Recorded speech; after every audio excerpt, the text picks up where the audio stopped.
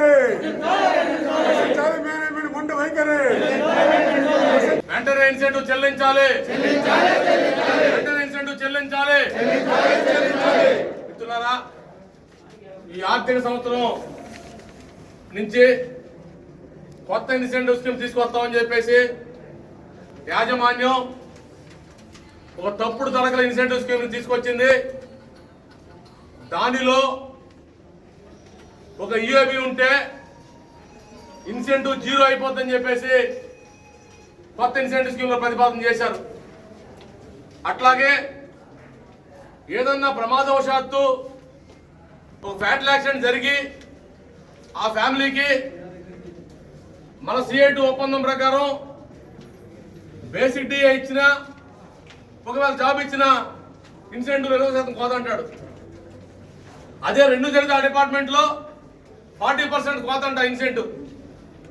ఒకవేళ పొరపాటు 3 జరిగితే జీరో ఇన్సెంటివ్ అట. ఉద్యోగులు ప్రాణాలు ఇవ్వడం కోసం స్టీల్ ప్లాంట్కి రారు. ఉద్యోగులు కష్టపడి పనిచేసి ఉత్పత్తి తీసుకొచ్చి వారు కూడా ఫ్యామిలీని పోషించుకునే దానికోసం ఉద్యోగులకు వస్తాం తప్ప ప్రాణాలు తీసుకోవడం కోసం ఎవరు కూడా స్టీల్ ప్లాంట్ రావడనేది ఈ యాజమాన్యానికి అర్థం కావాలా. యాజమాన్యం 2 ఏళ్ళకి 3 ఏళ్ళకి మారుతూ ఉంటుంది. ఇటు కార్మిక సంఘాలు కానీ కార్మికులు కానీ గత 30 సంవత్సరాల నుంచి కూడా కంటిన్యూగా పనిచేస్తూ ఉన్నాం.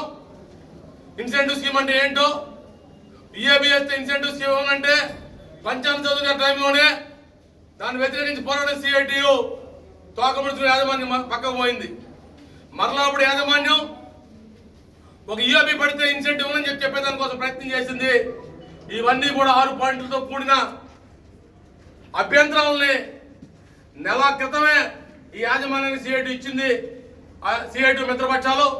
అయినప్పటికీ కూడా దాన్ని ఇంకా చర్చించకుండా కాలయాపన చేస్తూ ఏప్రిల్ అయిపోయింది, మే అయిపోయింది, జూన్ 21వ తారీఖు వచ్చాం. ఈరోజు ఇన్సెంటివ్ లెక్క కట్టకుండా ఉత్పత్తి మీరు అనుకున్న హీట్స్ కానీ మీరు అనుకున్న శాలబుర్సీలు వస్తుందని చెప్పేసి మీరు అడ్మిన్ బిల్డింగ్ కూర్చొని అనుకుంటే కార్మికులు కళ్ళని చేస్తే మీరు ఏమైపోతారు, ఢిల్లీకి ఎలా సమాధానం చెప్తారని చెప్పేసి అడుగుతా ఉన్నాం.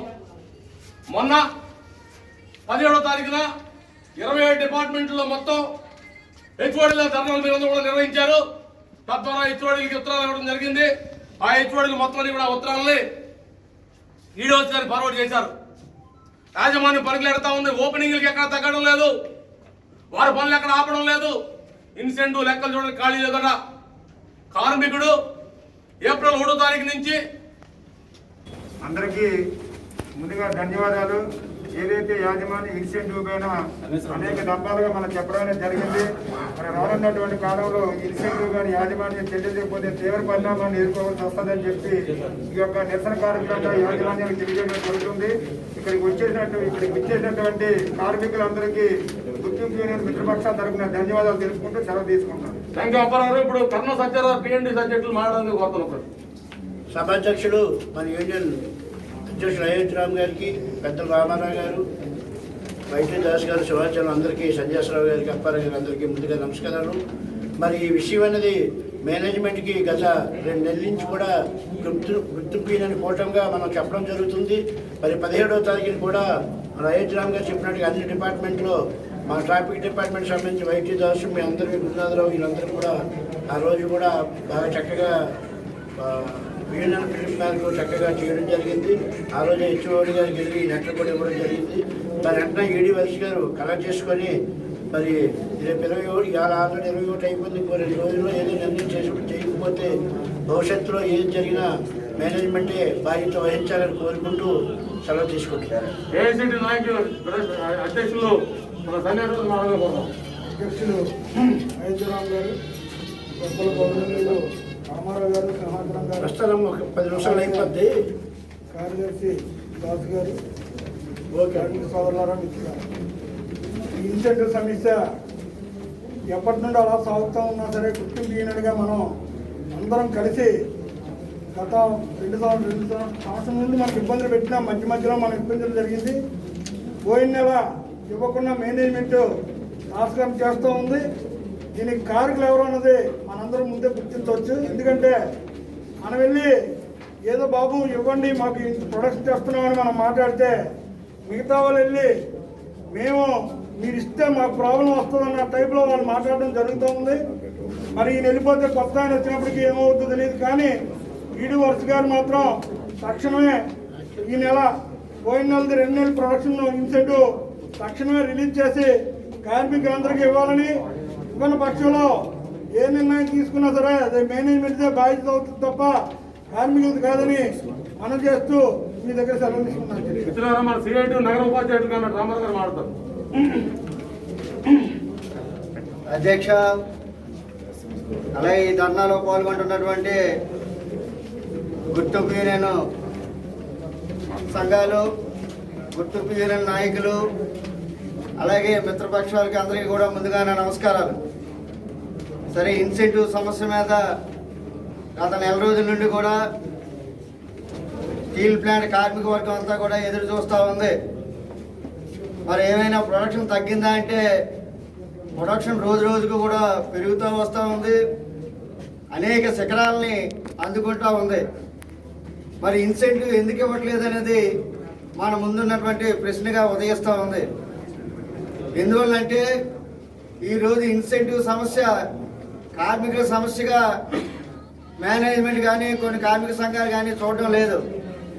ఇన్సెంటివ్ ఇస్తే మనకేమిటి లాభం అనే ఆలోచనతో ఉన్నారు, అతి దారుణంగా ఆలోచిస్తూ ఉన్నారు. ఇన్సెంటివ్ ఇవ్వడం వల్ల వాళ్ళ సంఘాల్లో ఉన్నటువంటి కార్మికులకి కూడా ఇన్సెంటివ్ దక్కుతుంది, అలాగే విశాఖపట్నం స్టీల్ ప్లాంట్లో ఉన్న కార్మిక వర్గానికి అందరికీ ఇన్సెంటివ్ దక్కుతుందని కనీసమైనటువంటి ఆలోచన లేకుండా కొన్ని కార్మిక సంఘాలు ఆలోచిస్తూ ఉన్నాయంటే వాళ్ళకి స్వార్థం, అలాగే ఎన్నికలు తప్పితే కార్మిక శ్రేయస్సు కాదనేది మనం అర్థం చేసుకోవాలని చెప్పి మీకు అందరికీ విజ్ఞప్తి చేస్తూ ఉన్నాను. ఎందువల్లంటే ఈరోజు ఇన్సెంటివ్ అనేది చాలా అన్యాయమైన పరిస్థితి. ఏదైతే ఈరోజు స్టీల్ ప్లాంట్లో దొంగలు పడ్డారు, మేనేజ్మెంట్లో గత 3-4 సంవత్సరాల నుండి కూడా దొంగలు వెళ్తూ ఉన్నారు. లేకపోతే ఏమిటండి, ఇన్సెంటివ్ స్కీమ్ కొత్త స్కీమ్ తయారు చేయాలంటే కనీసం 6 నెలల ముందు నుండి ప్రయత్నాలు చేయాలి ఇన్సెంటివ్ స్కీమ్ తయారు చేసుకోవాలంటే. కానీ ఈ రోజు వరకు కూడా చేయకుండా వాళ్ళకు తోచింది ఏదో తయారు చేసి ఆ డ్రాఫ్ట్ని అమలు చేసేదానికి ప్రయత్నం చేస్తే స్టీల్ ప్లాంట్లో ఉన్న కార్మిక సంఘాలు కానీ కార్మికులు కానీ వెర్రివెంగలప్పుడు అనుకుంటున్నారా అని చెప్పి యాజమాన్యాన్ని నేను ప్రశ్నిస్తూ ఉన్నాను. ఎందువల్లంటే ఇన్సెంటివ్ అనేది ఉత్పత్తికి సంబంధించినటువంటి అంశం. ఉత్పత్తి పెరగాలంటే ఇన్సెంటివ్ ఇవ్వాలి. ఎందుకు ఇచ్చారు ఆ రోజు? మీ పెద్దలందరూ కూడా ఆ రోజు ఇన్సెంటివ్ స్కీమ్ ఎందుకు పెట్టారు? ఈ ప్లాంట్ని ప్రగతి పథంలో నడిపించడానికి ఇన్సెంటివ్ స్కీమ్ పెట్టారు. కానీ ఈరోజు వీళ్ళు వచ్చి ఆ ఇన్సెంటివ్ స్కీమ్ను మొత్తం నాశనం చేయడానికి చూస్తూ ఊరుకుంటామా అని చెప్పి నేను అడుగుతూ ఉన్నాను. మీరు ఏదో నాటకాలు ఆడితే కాదు, ఇది మాకు రావాల్సినటువంటి సొమ్ము. మీరు ఇవ్వకపోతే మీ సంగతి తేల్చేదానికి కూడా వెనకాలం అని చెప్పి సభాముగా నేను విజ్ఞప్తి చేస్తున్నాను. మిత్రులారా, మనకు రావాల్సిన సొమ్ము మన కష్టార్జితం. ఎందువల్లంటే 1000 కోట్ల రూపాయలు అర్జిస్తూ ఉన్నాం, 100 కోట్ల రూపాయల లాభాలు వస్తూ ఉన్నాయి. దానిలో ఉండేది ఏదైతే ఒక శ్రమభాగం మనకి అడగట్లేదు, కనీసం ఒక 10%, 5% మేము అడుగుతా ఉన్నాం. అది కూడా ఇవ్వకుండా నువ్వు మొత్తం కూడా ఈ యొక్క ఎగ్గొట్టాలని చూస్తే స్టీల్ కార్మిక వర్గం చూస్తూ ఊరుకోదు. మళ్ళా పోరాట పదంలోకి వెళ్ళి అవసరమైతే ప్లాంట్ స్తంభింపజేసేదానికి కూడా వెనకాడమని చెప్పి ఈ యాజమాన్యాన్ని హెచ్చరిక చేస్తా ఉన్నాం. కాబట్టి ఇప్పటికైనా కళ్ళు తెరు. ఈ స్కీమ్ తయారు చేసుకున్న తర్వాత ముందు ఏదైతే ఎగ్జిస్టింగ్ స్కీమ్ ఉందో ఆ ఎగ్జిస్టింగ్ స్కీమ్ ప్రకారం మాకు రావాల్సినటువంటి గత నెలది ఈ నెలది వెంటనే ఈ పే స్లిప్లు రావాలి. రాకపోతే ఆ తర్వాత జరిగే డ్రామాని నువ్వు ఎలా చూస్తావో నువ్వు చూపిస్తావని చెప్పి కూడా ఈ సభాముగా విజ్ఞప్తి చేస్తూ నీ సెలవు తీసుకున్నాను. మిత్రులారా, అందరికీ ముందుగా నమస్కారం. మిత్రులారా, ఇన్సెంటివ్ కార్మికుల యొక్క హక్కు. అది యాజమాన్యం కార్మికులకి ఇన్సెంటివ్ చెల్లించడం అనేది యాజమాన్యం యొక్క బాధ్యత. ఈ మాట నేను ఎందుకు చెప్తున్నానంటే ఇన్సెంటివ్ యాజమాన్యం ఇవ్వడమంటే అర్థం కార్మికులకి దయాదాక్షాల మీద కాదు. ఇక్కడ కార్మికులకి సంబంధించిన ఒక హక్కు ఇది. కార్మికులకి మేనేజ్మెంట్కి జరిగిన ఒక ఒప్పందం ఇది. సాధారణ ఉత్పత్తుల కంటే అదనపు ఉత్పత్తులు మీరు కానీ చేస్తే మేము ఇంత ఇన్సెంటివ్ మీకు చెల్లిస్తామని చెప్పేసి ఇది ఒక ఒప్పందం, ఇది ఒక అగ్రిమెంట్. ఇది మేనేజ్మెంట్ కి వర్కర్స్ కి మధ్య జరిగిన అగ్రిమెంట్. ఇది ఆ అగ్రిమెంట్ ని ఈ రోజు యాజమాన్యం గుండెగుత్తుగా దాన్ని ఉల్లంఘించడం అనేది జరుగుతుంది. ఇది చాలా దుర్మార్గం అని చెప్పేసి మనం అర్థం చేసుకోవాలి. ఎందుకంటే కార్మికులు తనకున్న బాధ్యతని ఈరోజు 100% నెరవేరుస్తున్నారు. ఇన్సెంటివ్ లో ఏదైతే టార్గెట్స్ పెట్టారో ఆ టార్గెట్స్ మించి ఈరోజు అచీవ్ చేయడం అనేది జరుగుతుంది. రికార్డు స్థాయిలో ఉత్పత్తులు అనేది ఈ స్టీల్ ప్లాంట్ లో జరుగుతున్నాయి. అది బ్లాస్ట్ ఫర్నేస్ లో కానీ, లేదా SMS లో కానీ, లేదా కోకోవైన్ కానీ, మిల్స్ లో కానీ, ఇటువంటి కీలకమైన ప్రొడక్షన్ డిపార్ట్మెంట్స్ ఏవైతే ఉన్నాయో ఆ ప్రొడక్షన్ డిపార్ట్మెంట్స్ అన్నింటిలో కూడా ఈ రోజు ఆ టార్గెట్స్ ని అచీవ్ చేయడం అనేది జరుగుతుంది. యాజమాన్యం యొక్క అసమర్థత వల్ల చాలా డిపార్ట్మెంట్స్ లో ఉత్పత్తులు సక్రమంగా వాళ్ళు డీల్ చేయలేకపోతున్నారు. సరైన ఆపరేషన్ సిస్టమ్స్ ని వాళ్ళు ఫాలో లేకపోతున్నారు. ఈ రోజు యాజమాన్యాలు అత్యంత దద్దమ్మ యాజమాన్యాలు ఇక్కడ పనిచేస్తున్న విశాఖపట్నం స్టీల్ ప్లాంట్ లో కేంద్ర ప్రభుత్వానికి తొత్తులుగా పనిచేస్తున్నారు ఇక్కడ యాజమాన్యాలు. కేంద్ర ప్రభుత్వం తాలూకా ఆర్థిక విధానాలు ఏవైతే ఉన్నాయో ఆ విధానాలకి తగ్గట్టుగా ఇక్కడ యాజమాన్యాలు పనిచేస్తున్నాయి. కేంద్ర ప్రభుత్వం ఆడినట్టుగా ఈ రోజు ఇక్కడ యాజమాన్యాలు పనిచేస్తున్నాయి. అక్కడ కేంద్ర ప్రభుత్వంలో కార్మికులకి దేశవ్యాప్తంగా స్టీల్ కార్మికులందరికీ వేతనాలు గొరిగేయడానికి ప్రయత్నం చేస్తున్నారు. వేతనాలు ₹1 కూడా పెంచడానికి ఈ రోజు యాజమాన్యాలు సిద్ధంగా లేవు. ఏమంటే స్టీల్ ప్లాంట్ నష్టాల్లో ఉంది కాబట్టి, సెయిల్ నష్టాల్లో ఉంది కాబట్టి, స్టీల్ ఇండస్ట్రీ అంతా కూడా నష్టాల్లో ఉంది కాబట్టి మేము ఎటువంటి పరిస్థితుల్లో కార్మికుల యొక్క వేతనాలు పెంచలేమని చెప్పేసి ఒకవైపు చెప్తున్నారు. మన స్టీల్ ప్లాంట్లు కూడా ఇదే వాదన, ఇదే సిద్ధాంతాన్ని ఈ రోజు యాజమాన్యం ఇక్కడ చెప్పించడం అనేది జరుగుతోంది. నిన్న లేదు మొన్న కరెక్ట్ గా సాటర్డే ఆంధ్ర యూనివర్సిటీలో సుమారు 67 లక్షల రూపాయలు CSR ఫండ్స్ ద్వారా యాజమాన్యం దారాదత్తం చేయడం అనేది జరిగింది. ఇదంతా కూడా కార్మిక వర్గం సాధించిన విజయాలు, కార్మిక వర్గం సంపాదించిన ప్రతి రూపాయి కూడా బాధ్యత రహితంగా ఈ రోజు స్టీల్ యాజమాన్యం ఇతర ప్రాంతాల్లో ఖర్చు పెడుతున్నారు. కానీ స్టీల్ కార్మికుల యొక్క బెనిఫిట్స్ కానీ, స్టీల్ ప్లాంట్ యొక్క ప్రయోజనాలు కానీ, స్టీల్ ప్లాంట్ కార్మికుల యొక్క ప్రయోజనాలు కూడా పట్టించుకునే పరిస్థితి అనేది లేదని ఈ విషయాన్ని మనకి అర్థమవుతుంది. కాబట్టి స్టీల్ ప్లాంట్ లో కార్మికులు మీరు చూడండి, ఏప్రిల్ నెలలో కానీ మే నెలలో కానీ సేల్స్ కూడా బ్రహ్మాండంగా పెరిగాయి. ఏప్రిల్ లో సుమారు 1800 కోట్ల రూపాయలు సేల్స్ పెరిగాయి. అలాగే మేలో కూడా సుమారుగా 700 కోట్ల రూపాయలు సేల్స్ పెరిగాయి. ఈ నెల కూడా గత 15 రోజుల వరకు సేల్స్ బ్రహ్మాండంగా ఉన్నాయి. కాబట్టి సేల్స్ బాగా జరుగుతున్నప్పుడు, కంపెనీకి ఆదాయం బాగా వస్తున్నప్పుడు ఇన్సెంటివ్ చెల్లించడం ఏంటి నొప్పి అని చెప్పేసి మనం అడుగుతున్నాం. కాబట్టి మీరు ఏదైతే కార్మికులతో అగ్రిమెంట్ చేసుకున్నారో అగ్రిమెంట్ ప్రకారం మీరు ఇన్సెంటివ్ చెల్లించాల్సిందే. ఇన్సెంటివ్ యొక్క బకాయిలు ఏవైతే ఉన్నాయో ఏప్రిల్ మే నెలకు సంబంధించిన ఇన్సెంటివ్ బకాయిలు చెల్లించాలి ఫస్ట్. తర్వాత నీవు కొత్త స్కీమ్ కోసం ఆలోచించమని చెప్పేసి ఇప్పటికే మన గుర్తు మీరిన తరపున యాజమాన్యానికి హెచ్చరిక చేయడం అనేది జరిగింది. మీరు కొత్త స్కీమ్ అంటూ పెడితే అది కార్మిక వర్గంతో చర్చించాలి, కార్మిక వర్గం మధ్య దాని మీద చర్చ పెట్టాలి. అది మీరు ఏవైతే టార్గెట్స్ పెడుతున్నారో ఆ టార్గెట్స్ మన ఎచ్యూబుల్లా కాదన్నది కార్మికుల మధ్య చర్చ జరగాలి. కార్మికులతో సంబంధం లేకుండా మీరు ఏ రకమైన నిర్ణయాలు చేసినా అది ఇక్కడ చెల్లుబాటు కాదని చెప్పేసి యాజమాన్యానికి ఇప్పటికే మనం వార్నింగ్ ఇవ్వడం జరిగింది. కాబట్టి ఇప్పుడు కొత్త స్కీమ్ ని పక్కన పెట్టారు. తాత్కాలికంగా కొత్త స్కీమ్ ఇప్పుడు ఇంప్లిమెంట్ చేయట్లేదు. కాబట్టి ఆ పాత స్కీమ్ ఏదైతే ఉందో, ఇప్పుడు పాత స్కీమ్ అంటే మొన్న డిసెంబర్ నుండి ఈ రోజు వరకు అమలు చేస్తున్న స్కీమ్ ఏదైతే ఉందో, టార్గెట్స్ ఏవైతున్నాయో ఆ టార్గెట్స్ ఆధారం చేసుకుని ఆ ఇన్సెంటివ్ యొక్క బకాయిలు ఏప్రిల్ మే తాలూకు ఇన్సెంటివ్ బకాయిలు మీరు ఇమీడియట్ గా అచీవ్ చేయాలి, ఇమీడియట్ గా చెల్లించాలి. ఈ 2-3 రోజుల్లో రేపు 22, 23 తారీఖుల్లో కానీ మీరు అది ఫీడ్ కాకపోతే ఖచ్చితంగా ప్లాంట్ ని సమ్మె చేస్తామని చెప్పేసి ఈ సందర్భంగా ఈడీ వర్క్స్ గారి ద్వారా యాజమాన్యానికి హెచ్చరిస్తున్నాం. యాజమాన్యం కూడా ఒళ్ళు దగ్గర పెట్టుకుని ఈ విషయాలను కూడా ఆలోచించాలి. మీరు మీ తాలూకా అసమర్థతని, మీ తాలూకా చేతగానితనాన్ని, మీ తాలూకా దివాళాకోరుతనాన్ని స్టీల్ ప్లాంట్ కార్మికుల మీద ప్రయోగించడానికి కోసం ప్రయత్నం చేస్తే తీవ్రమైన పరిణామాలు ఉంటాయని చెప్పేసి యాజమాన్యానికి హెచ్చరిస్తున్నాం. కాబట్టి ఖచ్చితంగా ఈ విషయాన్ని మేము కార్మికులందరిలో తీసుకెళ్తాం. కార్మికులు పెద్ద ఎత్తున చర్చ పెడతాం. కార్మికులు ఖచ్చితంగా దీని మీద పోరాడతారు, ప్లాంట్ సమ్మె చేస్తారు. కాబట్టి మీరు 2 రోజుల్లో, రేపు లేదా ఎల్లుండి కల్లా మీరు ఎటువంటి పరిస్థితుల్లో పే స్లిప్ లో అది ఫీడ్ అవ్వాలి. ఫీడ్ కాకపోతే పరిణామాలు చాలా తీవ్రంగా ఉంటాయని చెప్పేసి యాజమాన్యానికి ఈ సందర్భంగా హెచ్చరిస్తున్నాం. ఉత్పత్తికి వెళ్లే క్రమంలో పురుగులు తీస్తుంది. ఇలాంటి క్రమంలో అదనంగా ఇన్సెంటివ్ చెల్లాల్సినటువంటి యాజమాన్యము ఉన్న ఇన్సెంటివ్ కన్నాలు పెడుతూ ఇన్సెంటివ్ ని అందరి ద్రాక్షలాగా తయారు చేయడానికి ఒక కుట్ర పనింది. ఈ కుట్రను మనం ఎదుర్కోవాలి. ఎందుకంటే ఈరోజు ఇన్సెంటివ్ స్కీము మనీ టేబుల్ మార్చలేదు. రెండవది అటెండెన్స్ తాలూకా సిస్టాన్ని మారుస్తున్నారు. మూడవది మనకు కార్మిక వర్గానికి అందరికీ రాజ్యాంగంలో ఒక హక్కు ఉందండి. ఈరోజు సమ్మె చేసే హక్కుని కూడా నిర్వీర్యం చేయడానికి, సమ్మెలు చేయకుండా బానిసలుగా కార్మిక వర్గాన్ని తయారు చేయడానికి యాజమాన్యం కుట్రపడింది. ఆ కుట్రలో భాగంగానే ఇన్సెంటివ్ స్కీమ్ లో ఒక యూఏబీ ఉంటే 0 ఇన్సెంటివ్ వస్తుందట. ఎక్కడైనా ఎవరికైనా అర్థమవుతుందండి ఇది?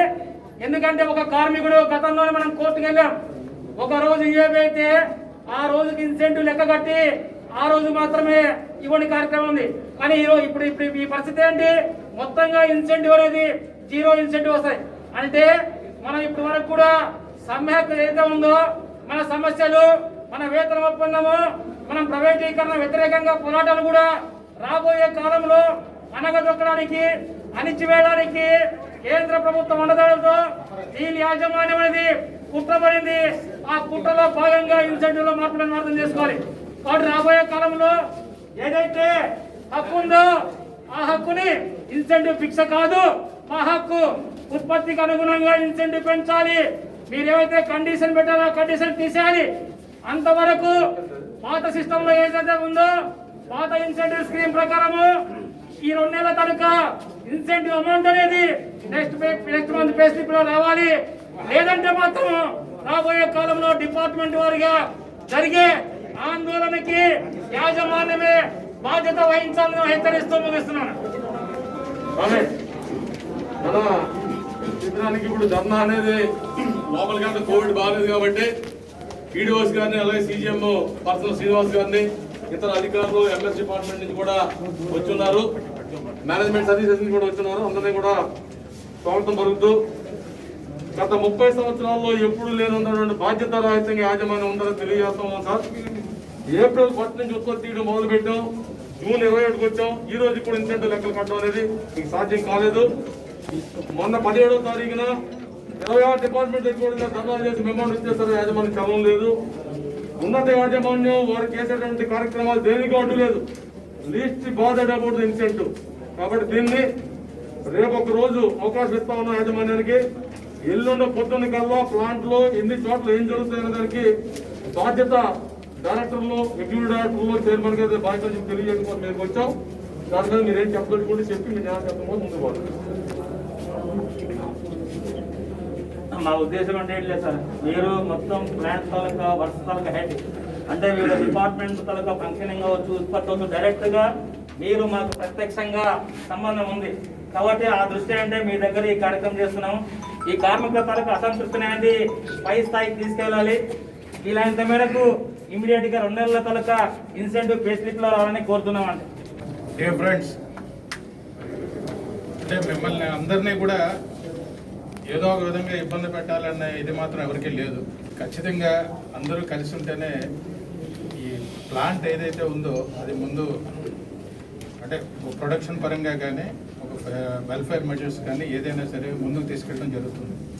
Because all of us know plant ఎంత క్లిష్ట పరిస్థితిలో ఉంది. So in fact even with the pandemic ఈ సిచ్యువేషన్లో ఉన్నా సరే మీరందరూ కూడా ముందుకు వచ్చి ప్రొడక్షన్ తీయడం అనేది సామాన్యమైనది కాదు. సో మీ అందరికీ కూడా మరొక్కసారి నేను చెప్తున్నది ఏంటంటే మనందరం కలిసి ఈ ప్లాంట్ని పరిరక్షించుకోవాల్సిన బాధ్యత ఉంది. ఆ బాధ్యతలో మీరందరూ కూడా there is no doubt that all of us have travelled అంటే very fast and with lot of importance on the success of it. ఎందుకంటే ప్రధానంగా అందరూ బాధ్యత తీసుకున్నారు కాబట్టే గత డిసెంబర్ నుంచి ఈ రోజు వరకు కూడా మనం నష్టాల్లోకి వెళ్లకుండా లాభసాటిగా ఈ ప్లాంట్ని ముందుకు తీసుకెళ్ళగలిగాం. So have some more patience. మీరందరూ వచ్చినట్టు మీ మెసేజ్ ఏదైతే ఉందో ఆ మెసేజ్ నేను కూడా, ఎందుకంటే నా మీద కూడా ఉన్నారు ఇంకా సో డెసిషన్ మేకర్స్, సో వాళ్ళతో పాటు నేను కూడా ఆలోచించి ఈ ఇన్సెంటివ్ స్కీమ్ ఏదైతే మీకు రావాల్సి ఉందో దాన్ని ఎలా ముందుకు తీసుకెళ్లాలా అనేది మరొకసారి వాళ్ళతో కూర్చొని మీరు ఏదైతే బాధ్యత ఇక్కడికి వచ్చి నా ముందు ఇవన్నీ చేసి చెప్పారో అది పూర్తిగా వాళ్ళందరికీ వివరించి ఎటువంటి పరిస్థితుల్లోని దీన్ని చేసేటట్టు చూస్తాం. కానీ అంటే అక్రాస్ ది టేబుల్ నేనేమి ఇది చేసేస్తాం చేయగలం అని చెప్పలేను. కానీ but certainly all the views of you when you have come all the way to hear from different departments నా బాధ్యతగా మా అందరి బాధ్యతగా నేను ముందుకు తీసుకెళ్ళి వాళ్ళకి చెప్పడం జరుగుతుంది. There is no doubt about it.